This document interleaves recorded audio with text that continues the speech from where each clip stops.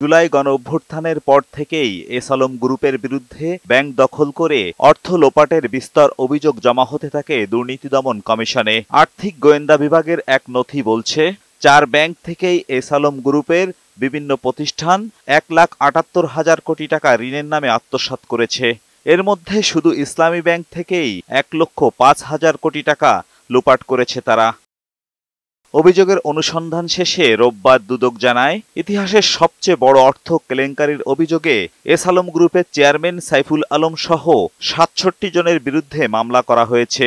এতে ঋণের নামে ইসলামী ব্যাংকের প্রায় 10,500 কোটি টাকা আত্মসাৎ করে সিঙ্গাপুরে পাচারের অভিযোগ আনা হয়েছে। ঋণের নামে গৃহীত মোট 9,283 কোটি টাকা, যা বর্তমানে সুদ আসল সহ 10,479 কোটি টাকা, এই সমুদয় টাকা আত্মসাৎ ও সিঙ্গাপুরে পাচারের অভিযোগে দুদকে মামলা দায়েরের অনুমোদন দিয়েছে কমিশন, যা দুদকের ইতিহাসে আর্থিক দিক দিয়ে সর্ববৃহৎ মামলা।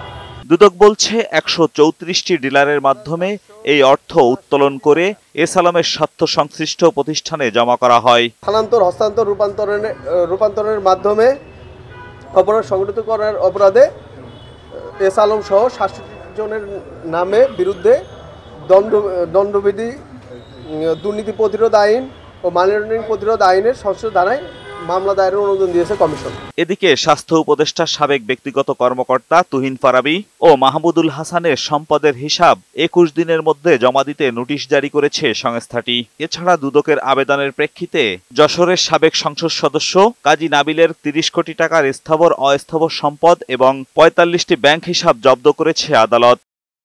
এজাজুল হক মুকুল, বৈশাখী সংবাদ, ঢাকা।